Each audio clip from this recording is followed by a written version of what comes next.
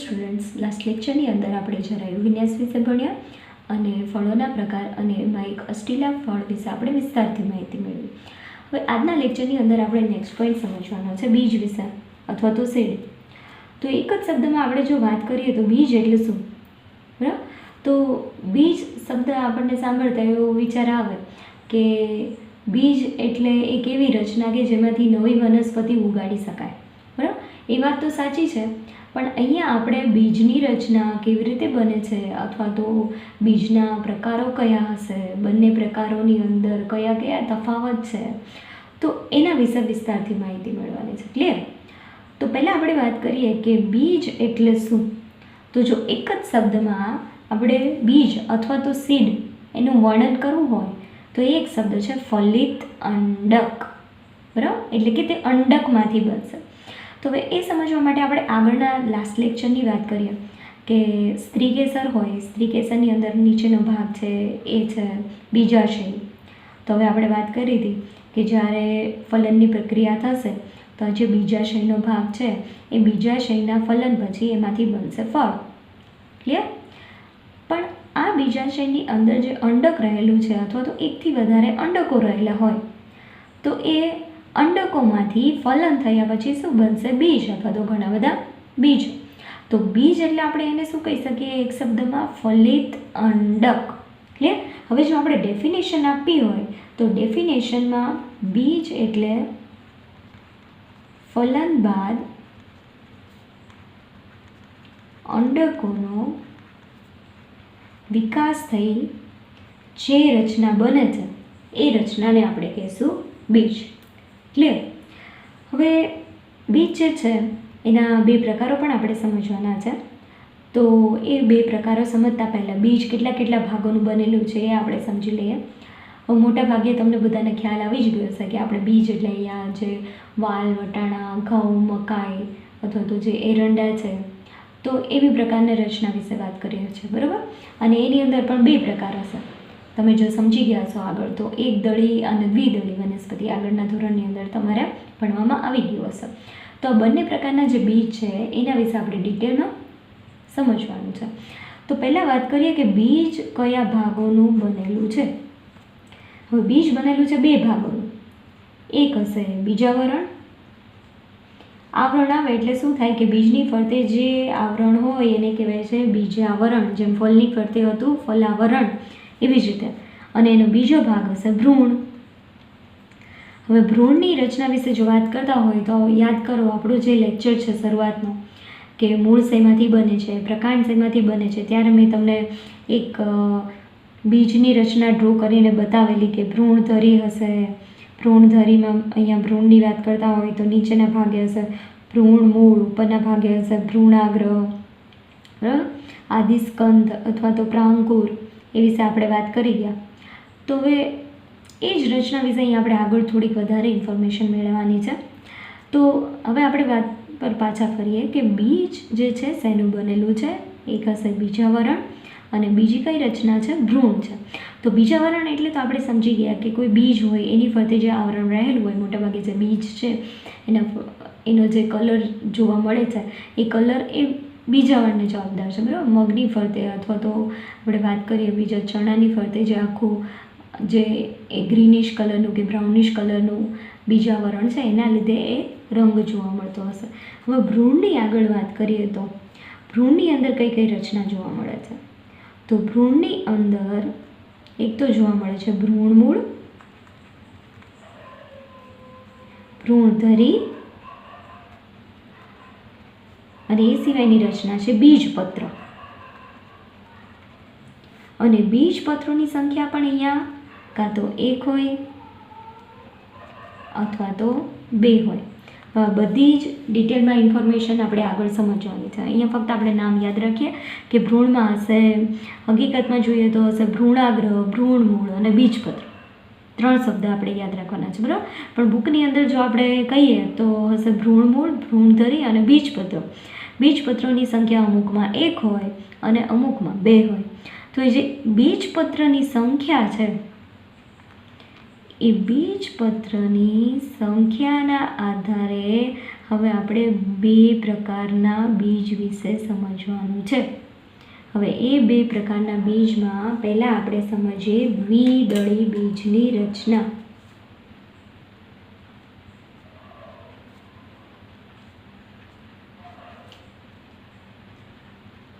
તો હવે તમને નામ ઉપરથી સમજાઈ ગયું હશે કે જો બીજપત્રો બેની સંખ્યામાં હોય, ખાસ આપણે યાદ રાખીએ દ્વિદળી એટલે શું, તો કે બીજપત્રો બેની સંખ્યામાં હોય તો એને આપણે કહીશું દ્વિદળી બીજ. ક્લિયર? તમે એક્ઝામ્પલ ધારો કે લો, હવે તમને ખ્યાલ જ હશે કે મગ વિશે વાત કરો, ચણા અથવા તો વાલ કે વટાણા, તો એ બધાને તમે આવી રીતે બે સરખા ભાગોની અંદર દાળની અંદર એને કન્વર્ટ કરી શકો, બરાબર? તો જેની જેની દાળ બની શકે તો એવા પ્રકારના જે બીજ છે એને આપણે કેવા કહીશું? દ્વિદળી બીજ. પણ હવે આપણે વાત કરીએ કે જે ઘઉં છે, ચોખા અથવા તો મકાઈ, તો એની બે સરખી ફાડ પડતી નથી, બરાબર? એની દાળ નહીં બની શકે. તો હવે એવા પ્રકારના બીજને આપણે કેવા કહીશું? એકદળી બીજ. તો પહેલાં આપણે શું સમજવાનું છે? દ્વિદળી બીજની રચના સમજવાની છે. ક્લિયર? તો એ થઈ ગયું બીજપત્રની સંખ્યા, અને એ બીજપત્રોમાં જો બે બીજપત્ર હોય તો એ બે બીજપત્રોવાળા બીજને આપણે કહીશું દ્વિદળી બીજ. તો હવે એના વિશે આપણે આગળ સમજવાનું છે. તો આખી રચના કેવી રીતે છે આપણે એક પછી એક પોઈન્ટ્સ જોતા જઈએ. પહેલાં તો આપણે એક્ઝામ્પલ લઈએ એટલે ક્લિયર ખ્યાલ આવી જાય કે આપણે કયા પ્રકારના બીજ વિશે વાત કરીએ છીએ. તો એક્ઝામ્પલ તો લગભગ બધા તમને ખ્યાલ જ હશે, જે બધા કઠોળ છે એ બુકની અંદર આપેલું છે. વટાણા, ચણા અને આપેલું છે એરંડી, જે કેસ્ટર સીડ કહીએ ને એ કેસ્ટર ઓઇલની આપણે વાત કરીએ છીએ ને, એરંડી, એના બીજ એ એરંડી. તો 3 એક્ઝામ્પલ બુકની અંદર આપેલા છે. હવે આપણે જો રચના વિશે વાત કરતા હોય તો ફિગર પણ બુકની અંદર આપેલું છે. તો ફિગર ઉપરથી આપણે રચના વિશે સમજતા જઈએ. તો પહેલાં આપણે વાત કરીએ જે સૌથી બહારનું છે બીજાવરણ. ફળની ઉપર જેમ ફલાવરણ હોય એમ બીજની ઉપર હશે બીજાવરણ. સૌથી બહારનું બીજને ઢાંકતું એવું આવરણ એટલે બીજાવરણ. અને એના પણ અહીંયા બે પ્રકાર હશે દ્વિદળી બીજની અંદર, બાહ્ય બીજાવરણ અને અંતઃ બીજાવરણ. હવે થોડીક અહીંયા આપણે ઇન્ફોર્મેશન મેળવીએ કે જે બાહ્ય બીજાવરણ છે એ કેવા પ્રકારનું હશે? જાડું હશે. બંનેનું ફંક્શન તો એ જ હશે. બહારનું આવરણ હોય એનું ફંક્શન હોય એ રક્ષણાત્મક, પ્રોટેક્શન કરવાનું, અંદરની જે ભ્રૂણની રચના હશે તો એનું રક્ષણ કરવાનું કામ કરે છે. પણ જે બાહ્ય બીજાવરણ છે એ વધારે જાડું હશે અને જે આખા બીજ છે એના રંગ માટે તે જવાબદાર હશે. જે મગ છે તેમાં જે ગ્રીન કલર છે તો એ જે બહારનું ફોતરું હશે, તમે મગને પલાળો અને મગને પલાળીને જે બહારનું ફોતરું નીકળે એને આપણે કહીશું બાહ્ય બીજાવરણ. પણ જે અંતઃ બીજાવરણ હશે એ પાતળું અને પારદર્શક હશે. બંનેનું ફંક્શન સેમ છે, પ્રોટેક્શન. હવે એના પછીની નેક્સ્ટ રચના જે છે એ આપણે ફિગરની અંદર સમજવાની છે. હવે ફિગરમાં અહીંયા ચણાની ફિગર આપેલી છે. તો આપણે જોઈએ તો જે બહારનું જે ફોતરું ઉખડે આપણે એને પલાળીએ, જે ફોતરું ઉખડે તો એને આપણે કહીશું બીજાવરણ, બરાબર? પણ હવે આપણે એક રચના વિશે સમજવાનું છે, એ છે નાભી અથવા તો બીજ કેન્દ્ર. તો ખાસ અહીંયા આપણે શબ્દ યાદ રાખવાનો છે, નાભી બીજ કેન્દ્ર. તો આ જે નવો શબ્દ છે MCQ માટે આપણે ઇમ્પોર્ટન્ટ ગણી શકીએ. નાભી અને બીજ કેન્દ્ર જે છે એ બીજાવરણ પર ચાઠા જેવી એક રચના છે.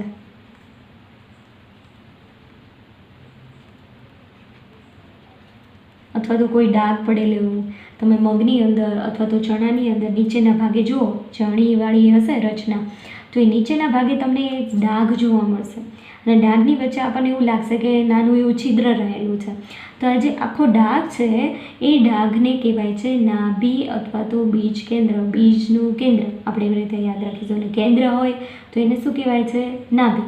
તો એનું ફંક્શન શું છે અહીંયા? તો જે નાભી છે એ નાભી વિકાસ પામતા બીજનું ફળ સાથેનું જોડાણ દર્શાવે. આપણે વાત કરીએ મગની જ, મગની શીંગ તમે ફોલો, એ જે ફળ છે મગની શીંગ આખી, તો એ મગની શીંગની અંદર જે મગ બધા છે એને આપણે કહીશું બીજ. તો આ જે બીજ છે એ મગની શીંગ સાથે કઈ જગ્યાએ જોડાયેલા હશે? તો કે શેના વડે જોડાયેલા હોય? આ નાભી કેન્દ્ર વડે, નાભી અથવા તો બીજ કેન્દ્ર વડે. ક્લિયર? હવે નેક્સ્ટ અહીંયા પોઈન્ટ સમજવાનો છે, બીજ છિદ્ર. જો બંને વર્ડ ડિફર છે, બીજ કેન્દ્ર હતું આગળ અને હવે છે બીજ છિદ્ર. તો બીજ છિદ્ર એ નાભીની ઉપર નાના છિદ્ર જેવી રચના છે. અને હવે આપણે થોડુંક એક્સ્ટ્રા અહીંયા જોઈએ કે આપણને ખ્યાલ હશે કે આપણે જ્યારે મગ પલાળીએ છીએ તો મગ પલાળતા હોય તો ત્યારે મગ પાણી શોષીને એકદમ ફૂલાઈ જાય છે, બરાબર? અને એમાં ફણગો ફૂટવાની પ્રક્રિયા થાય છે, એટલે કે બીજાંકુરણ જે થાય છે. તો આ જે બીજાંકુરણ વખતે બીજ દ્વારા પાણી શોષાવાની પ્રક્રિયા કઈ જગ્યાએથી થશે? બીજ છિદ્ર દ્વારા. આ બીજ છિદ્ર છે ત્યાંથી બીજ પાણી શોષશે અને પાણી શોષીને એના કદમાં વધારો થાય અને એના લીધે અમુક એક અંદર દબાણ સર્જાય અને બીજમાંથી ફણગો ફૂટે અને બીજાંકુરણની પ્રક્રિયામાં તે મદદરૂપ થાય. તો જે બીજાંકુરણની પ્રક્રિયામાં જે પાણી શોષવાની ક્રિયા છે તે કઈ જગ્યાએથી થાય છે? મગનું જે બાહ્ય બીજાવરણ અથવા તો જે બીજનું બાહ્ય બીજાવરણ છે એ સિવાય બીજ છિદ્રમાંથી પાણીનું શોષણ થશે. ક્લિયર? હવે નેક્સ્ટ આપણે જોઈએ ભ્રૂણ વિશે. બીજાવરણની અંદર કઈ રચના હશે? ભ્રૂણ રચના હશે. ભ્રૂણ ભ્રૂણીય ધરી ધરાવે અને દ્વિદળી બીજ છે તો બીજપત્રો કેટલા હશે? 2 બીજપત્રો હશે. હવે આપણે જો ભ્રૂણધરી વિશે વાત કરીએ તો ભ્રૂણધરીમાં કઈ કઈ રચના હશે? તો આપણે આગળ પણ જે ભણી ગયા છીએ ચેપ્ટરની શરૂઆતમાં જ તે, જો તમને યાદ હોય તો ભ્રૂણાગ્ર અને ભ્રૂણમૂળની રચના વિશે આપણે જે વાત કરી ગયા એ જ. તો જે ભ્રૂણધરી છે એ ભ્રૂણધરીના એક છેડે હશે ભ્રૂણમૂળ અથવા તો એને કહેવાય છે આદિમૂળ અને બીજા છેડે હશે ભ્રૂણાગ્ર અથવા તો પ્રાંકુર. હવે ફિગર ઉપરથી સમજીએ, ફિગરની અંદર ક્યાં આપણને જોવા મળે છે? તો આ જે ફિગર આપેલી છે, હવે જો આપણે એના 2 બીજપત્રોને ખોલીને અહીંયા જોઈએ, તમે કોઈ પલાળેલા મગ અથવા તો ચણા કે મોટી રચના આપણે જો જોવી હોય તો આપણે વાલના જે બીજ છે એને પલાળીને તમે ખોલીને જુઓ તો જે બહારથી ફોતરું નીકળે એને આપણે શું કહીશું? બીજાવરણ કહીશું, બરાબર? હવે એ ફોતરું નીકળ્યા પછી તમને અંદર એક આવો દાંડી જેવો ભાગ જોવા મળે કે જેના વડે આ બંને બીજપત્રો જોડાયેલા હોય, બરાબર? આ બંને છે બીજપત્રો, દાળ, અને વચ્ચે એક દાંડી જેવી રચના હશે તો એને કહેવાય છે ભ્રૂણધરી. હવે આ ભ્રૂણધરી છે એના નીચેના ભાગે હશે એટલે કે એક છેડે હશે ભ્રૂણમૂળ કે જેમાંથી મૂળનું નિર્માણ થશે. બીજાંકુરણ થાય ત્યારે આ ભાગમાંથી મૂળનું નિર્માણ થાય અને ઉપરના છેડે એટલે કે એક છેડે હશે ભ્રૂણાગ્ર. અને આપણે આગળ પણ ભણી ગયા કે જ્યારે બીજાંકુરણની પ્રક્રિયા થાય, નવી વનસ્પતિ એમાંથી ઉગતી હોય બીજમાંથી, તો જે ભ્રૂણાગ્ર છે એમાંથી શેનું નિર્માણ થવાનું છે? આગળ પ્રકાંડનું નિર્માણ થવાનું છે, બરાબર? તો એક છેડે હશે ભ્રૂણમૂળ અને બીજા છેડે હશે ભ્રૂણાગ્ર. એ થઈ ગયું ભ્રૂણધરી. આખી આને કહેવાય છે ભ્રૂણધરી અથવા તો ભ્રૂણ. ક્લિયર? હવે આપણે ભ્રૂણની જો વાત કરતા હોય તો આપણને શું લખેલું હતું કે ભ્રૂણ શેનો બનેલો છે? ભ્રૂણધરી અને બીજપત્ર. અને એ સિવાય કઈ રચના હશે? તો કે એની ફરતે જે એક આવરણ એટલે બીજાવરણ. તો બીજાવરણ પ્લસ ભ્રૂણ એનું આખું બીજ બનેલું હશે, ક્લિયર? હવે આપણે અહીંયા એક્ઝામ્પલ થોડાક સમજવાના છે. આપણે જો એક્ઝામ્પલ વિશે વાત કરીએ તો એક એક્ઝામ્પલ આપેલું છે સ્પેસિફિક કે જે MCQ માટે આપણે ઇમ્પોર્ટન્ટ ગણી શકીએ, એ છે એરંડી બીચ. હવે એ ખાસિયત કઈ છે આપણે યાદ રાખવાનું છે. એરંડી બીજ અથવા તો ઇંગ્લિશમાં આપણે કહીએ તો કેસ્ટર સીડ જે એરંડીઓમાંથી નીકળે એની આપણે વાત કરીએ છીએ. તો જે એરંડી બીજ છે એમાં એક એવી વિશિષ્ટ રચના જોવા મળે છે જેમાં બેવડા ફલનના લીધે ભ્રૂણપોષનું નિર્માણ થશે. તમારા માટે એક નવો શબ્દ આવે છે, ભ્રૂણપોષ. અત્યાર સુધી કદાચ આપણે ભ્રૂણપોષ વિશે ક્યાંય સમજ્યા નથી. અને બીજો પણ નવો વર્ડ આપણને એમ થાય કે બેવડું ફલન એટલે શું? ફલન એટલે તો મેં તમને સમજાવ્યું આગળ. આપણે આખી પ્રક્રિયા વિશે વાત કરીને કે ફલન કેવી રીતે થાય, પરાગરજ ક્યાં જાય, તો કે પુંકેસરમાંથી સ્ત્રી કેસરમાં જાય, નરજન્યુ માદાજન્યુ ભેગા થાય ને ફલનની પ્રક્રિયા થાય. પણ બેવડું ફલન જે છે એ આપણે 12થની અંદર ડિટેલમાં એક ચેપ્ટરની અંદર આખી પ્રક્રિયા ડિસ્કસ કરવાની છે કે જ્યારે ભ્રૂણપોષ કેવી રીતે બને છે એ પણ સમજવાનું છે. પણ આપણે અત્યારે ફક્ત એટલું યાદ રાખીએ કે ભ્રૂણપોષનું નિર્માણ શેના લીધે થશે? તો કે બેવડા ફલનના લીધે થશે કે જે ભ્રૂણપોષ એરંડી બીજની અંદર હાજર છે. તો ભ્રૂણપોષ શબ્દ જે છે એના ઉપરથી આપણને શું સમજાય? તો ભ્રૂણપોષ જે છે એ પોષણ આપતી એક રચના હશે. ભ્રૂણને પોષણ આપવાનું કામ કરે, ભ્રૂણને પોષણ આપે એટલે તે કેવી છે? ખોરાક સંગ્રાહક પેશી. ખાસ આપણે યાદ રાખવાનું છે, MCQ માટે આપણે ઇમ્પોર્ટન્ટ કહી શકીએ આ. ભ્રૂણપોષ એક ખોરાક સંગ્રાહક પેશી છે કે જેના દ્વારા ભ્રૂણને પોષણ મળશે. તો એરંડી બીજ જે છે એ ભ્રૂણપોષ ધરાવે છે, તો એટલા માટે આવા બીજને આપણે કહીશું ભ્રૂણપોષી બીજ.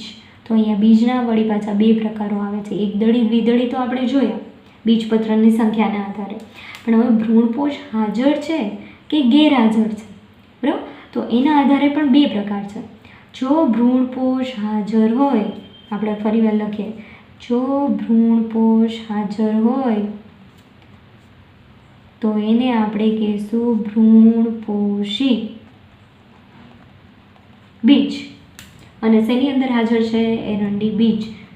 તો દ્વિદળી બીજ છે, ભ્રૂણપોષી બીજ છે, અને એનું એક એક્ઝામ્પલ છે એરંડી બીજ. MCQ માટે મોસ્ટ MP ખાસ યાદ રાખવાનું છે, દ્વિદળી પ્લસ ભ્રૂણપોષી એરંડી બીજ. પણ અમુક બીજો એવા છે, હવે આપણે વાત કરીએ કે એક અમુક બીજો જે છે એના એક્ઝામ્પલ કયા હશે? વાલ, ચણા, વટાણા, જે બધા કઠોળો છે એના પરિપક્વ બીજમાં ભ્રૂણપોષ ગેરહાજર. હવે આપણને બહારથી આ કોઈ રચના ન જોવા મળે, પણ બીજની અંદર આંતરિક રચના આપણે સમજીએ તો આપણને બધી આ રચના વિશે ખ્યાલ આવે. તો આ જે વાલ, વટાણા, ચણા જેવા પરિપક્વ બીજ જે છે તેમાં પરિપક્વન પછી ભ્રૂણપોષ કેવો હોય? ગેરહાજર હોય. તો એવા બીજને આપણે શું કહીશું? એને આપણે કહીશું અભ્રૂણપોષી બીજ. તો થઈ ગયા બે પ્રકાર, ભ્રૂણપોષી અને અભ્રૂણપોષી બીજ. પણ એમાં એવું જરૂરી નથી, એકદળી અને દ્વિદળી બંને પ્રકારના બીજની અંદર ભ્રૂણપોષી અને અભ્રૂણપોષી જોવા મળે. તો એક્ઝામ્પલ ખાસ યાદ રાખવાના છે કે દ્વિદળીમાં ભ્રૂણપોષી કયા છે અને દ્વિદળીની અંદર અભ્રૂણપોષી કયા છે. MCQ માટે મોસ્ટ ઇમ્પોર્ટન્ટ આપણે ગણી શકીએ, બરાબર? તો શું થતું હોય કે આ જે બધા કઠોળો છે એની અંદર જે ભ્રૂણપોષની રચના છે એ ફળમાં બીજના વિકાસ દરમિયાન વપરાઈ જતું હોય, બરાબર? બીજનો વિકાસ થતો હોય, પરિપક્વ થાય એ દરમિયાન એ વપરાઈ જતું હોય, અને એટલા માટે જે ભ્રૂણપોષ છે એ પરિપક્વ બીજમાં કેવું હોય? ગેરહાજર હોય. તો એવા બીજને આપણે કહીશું અભ્રૂણપોષી બીજ. બીજી એક લાઈન ખાસ યાદ રાખો, મોટા ભાગે દ્વિદળીના જે બીજ છે એ કેવા હશે? અભ્રૂણપોષી હશે. કારણ કે આપણે જે કઠોળોની વાત કરીએ છીએ તો એ કઠોળ બધા કેવા છે? અભ્રૂણપોષી બીજ છે. તો મોટા ભાગે દ્વિદળીના બીજ અભ્રૂણપોષી હશે. પણ આપણે એવું ન કહી શકીએ. એક એક્ઝામ્પલ પણ અહીંયા આપણે એક લીધેલું છે, બુકમાં આપેલું છે, એ છે કેસ્ટર સીડ અથવા તો એરંડી ઓઇલ. તો આ થઈ ગઈ દ્વિદળી બીજની રચના. હવે આપણે નેક્સ્ટ આગળ વાત કરીએ એ છે એકદળી બીજની રચના.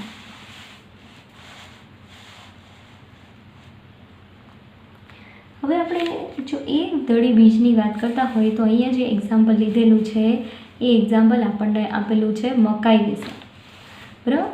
તો આગળ જે ચણાની ફિગર આપણે જે ડ્રો કરેલી તો એવી જ રીતે અહીંયા મકાઈની ફિગર પણ આપેલી છે. તો ખાસ તો જે ફિગર છે એ નામ નિર્દેશન માટે MCQ માટે મોસ્ટ ઇમ્પોર્ટન્ટ ગણી શકે. ઘણી બધી વખત એનું નામ નિર્દેશન છે એ MCQની અંદર પૂછાતું હોય છે. તો આપણે આગળ વાત કરીએ એકદળી બીજની રચના. એ સિવાય જે એક લાઈન આપેલી છે એ પહેલાં આપણે ખાસ યાદ રાખીએ, મોસ્ટ ઇમ્પોર્ટન્ટ ગણી શકીએ MCQ માટે, કે મોટા ભાગે એકદળી બીજ કેવા હશે? ભ્રૂણપોષી. બને ઓપોઝિટ છે. જો આપણે શું વાત કરીએ કે મોટા ભાગે દ્વિદળી બીજ કેવા હશે? અભ્રૂણપોષી. તો એવી જ રીતે મોટા ભાગે જે એકદળી બીજ છે એ કેવા છે? ભ્રૂણપોષી, જેની અંદર ભ્રૂણપોષ હાજર હશે. અને એક્ઝામ્પલ છે ઉપર જે આપણે લખેલું હોય મકાઈ અથવા તો કોર્ન. તો મકાઈની ફિગર પણ આપેલી છે આપણને, અને એનો ઊભો છેદ કરીને જો અહીંયા આપણે જોઈએ તો એની રચના પણ આપણે વિસ્તારથી સમજવાની છે, બરાબર. તો એક પછી એક આપણે પાર્ટ સમજતા જઈએ. હવે બીજું એક એક્ઝામ્પલ અહીંયા આપેલું છે. તો એક એક્ઝામ્પલ એ છે કે જો આપણે ભ્રૂણપોષીની વાત કરીએ તો મકાઈ એક્ઝામ્પલ છે, પણ એકદળીની અંદર અભ્રૂણપોષીની વાત કરીએ તો એની અંદર પણ એક એક્ઝામ્પલ છે ઓર્કિડ. મોસ્ટ IMP MCQ માટે બંને લાઈન મોસ્ટ IMP, જેમ આગળ આપણે કીધું હતું એ આ પોઈન્ટ પણ મોસ્ટ ઇમ્પોર્ટન્ટ આપણે ગણી શકીએ. હવે એક પછી એક પોઈન્ટ સમજીએ. ચલો હવે વાત કરીએ મકાઈના બીજની અંદર બીજાવરણ. સૌથી બહાર શું હોય? બીજની અંદર આપણે વાત કરીએ કે બે પાર્ટ્સ હશે, બીજાવરણ પ્લસ ભ્રૂણ. તો બીજાવરણની વાત કરીએ તો અહીંયા બીજાવરણ થોડુંક અલગ છે. અલગ કેવી રીતે ગણી શકીએ? એક તો પાતળું હશે, ત્વચીય હશે, અને સાથે સાથે બીજી એની એક ખાસિયત કે ફળની દિવાલ સાથે જોડાયેલ. હવે તમે અહીંયા વિચારો, જેમ મગ અને ચણાની અંદર અલગથી આપણે કેમ ફોતરી ઉખાડતા હોઈએ, શું એવી રીતે ચોખા અથવા તો ઘઉંની અંદર તમને એવી રીતે ફોતરી ઉખડતી એવી જોવા મળશે? તો કે નહીં. જે બીજ છે અને ફળનું આવરણ છે બંને એકબીજા સાથે જોડાયેલા છે. તો આ એક લાઈન જે છે એ ખાસ આપણે યાદ રાખવાની છે, એની વિશેષતા. ફળની દિવાલ સાથે બીજાવરણ જોડાયેલું હશે, અને એના ઉપરથી આપણે કહીએ તો બીજાવરણ અને ફલાવરણ બંને આવરણ જો ભેગા થઈને કોઈ બીજની અંદર રચના બનાવતા હોય તો એને એક વિશિષ્ટ નામ આપેલું છે તુષ. તો મકાઈના બીજની અંદર, એકદળી બીજની અંદર તુષ હાજર હશે. ખાસ યાદ રાખવાનું છે, ઇમ્પોર્ટન્ટ MCQ માટે. એનો ઉલ્લેખ કદાચ લખાણમાં નથી કરેલો, પણ ફિગરની અંદર એનો ઉલ્લેખ કરેલો છે. બુકની અંદર જો તમે ફિગર જુઓ તો સૌથી બહારનું જે આવરણ છે એ સૌથી બહારનું આવરણ મકાઈનું શેનું કીધેલું છે? તુષ. એને એવી રીતે નામ આપેલું છે, બરાબર. હવે પહેલાં આપણે મકાઈની ફિગર અહીંયા જોઈએ તો આખું એકદળી બીજની મકાઈની રચના છે. હવે વચ્ચેની આ જે ધરી છે એને કીધું છે ભ્રૂણ. એની ફરતેનો જે ભાગ હશે એ હશે બીજપત્ર.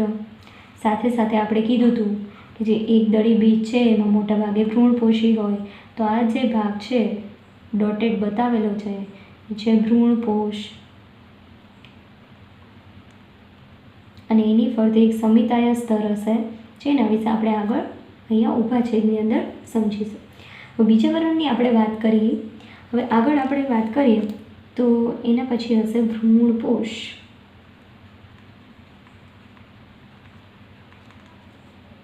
ભ્રૂણપોષ કેવું છે? જો આજે ધારો કે મકાઈનો દાણો છે એનો તમે ઊભો છેદ લો, બરાબર, એનો તમે ઊભું કાપો તો તમને એની અંદર આવી રચના જોવા મળશે.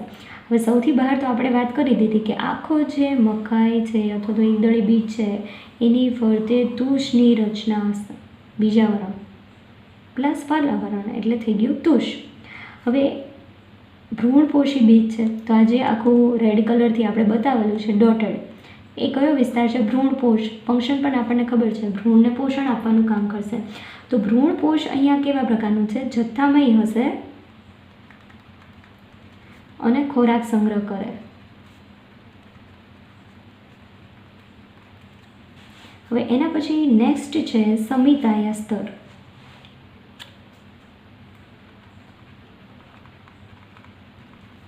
તો આ એક મોસ્ટ આઈએમપી આપણે ગણી શકીએ, MCQ માટે મોસ્ટ આઈએમપી વર્ડ. સમિતાયા સ્તર શેમાં હાજર હોય છે? મકાઈની અંદર, એકદળી બીજની અંદર. કઈ જગ્યાએ હાજર હશે? ફિગરની અંદર આપણે સમજીએ. તો પહેલાં આપણે વાત કરીએ કે ભ્રૂણપોષને બહારથી આવૃત કરતું અને તેને ભ્રૂણથી અલગ કરતું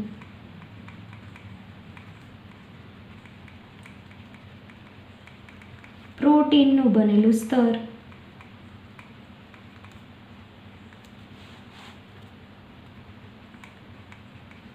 ખાસ એનું બનેલું છે સમિતાયા સ્તર યાદ આવે એટલે આપણે યાદ રાખવાનું છે પ્રોટીનનું બનેલું છે.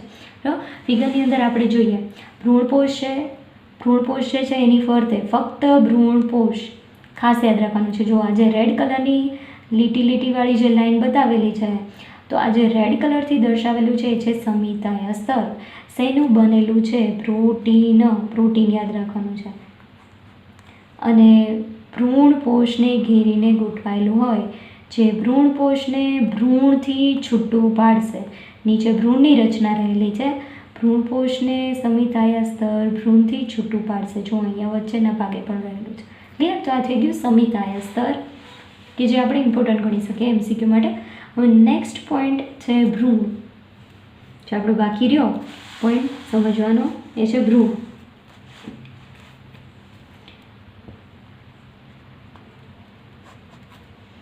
નાનો એવો ભાગ હશે અને ભ્રૂણપોષના એક છેડે ગોઠવાયેલો છે. ફિગરની અંદર આપણે જોઈએ, ફિગરમાં જોઈએ તો જુઓ આ છે આખો ભ્રૂણનો ભાગ. ભ્રૂણનો ભાગ છે ભ્રૂણપોષના એક છેડે ગોઠવાયેલો છે. બરાબર. આ જે ભાગ અહીંયા દર્શાવેલો છે આટલો એ ભ્રૂણ છે. ભ્રૂણપોષના એક છેડે ગોઠવાયેલો અને નાનો એવો ભાગ છે. હવે મકાઈની અંદર પણ જો તમે મકાઈના દાણાને જુઓ તો અંદર તમે ધારો કે એને કાપીને જુઓ તો નાની એવી સફેદ દાંડી જેવું દેખાય.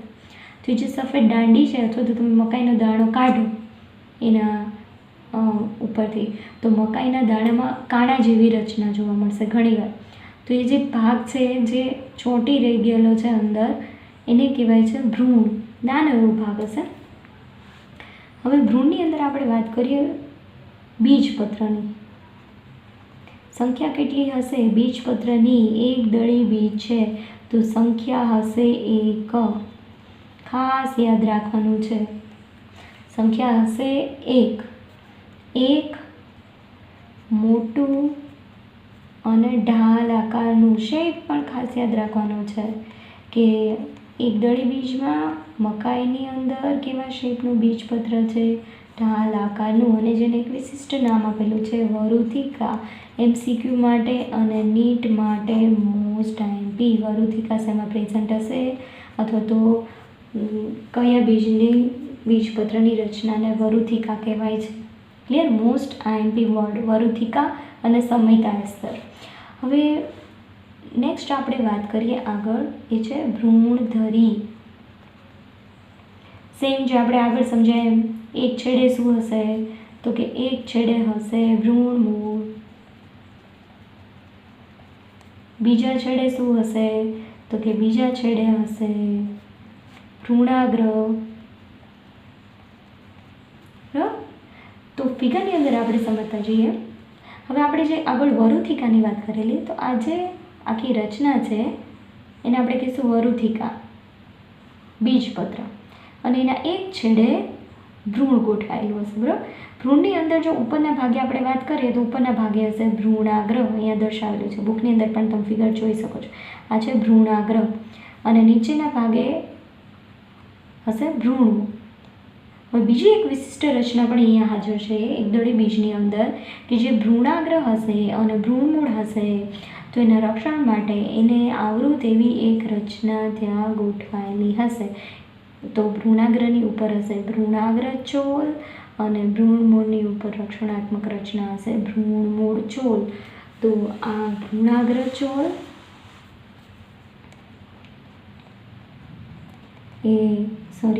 ભ્રૂણમૂળ ચોલ એ ભ્રૂણમૂળની ઉપર અને ભ્રૂણાગ્ર ચોલ એ ભ્રૂણાગ્રની ઉપર આવૃત થયેલા હશે એનું રક્ષણ માટે. ક્લિયર?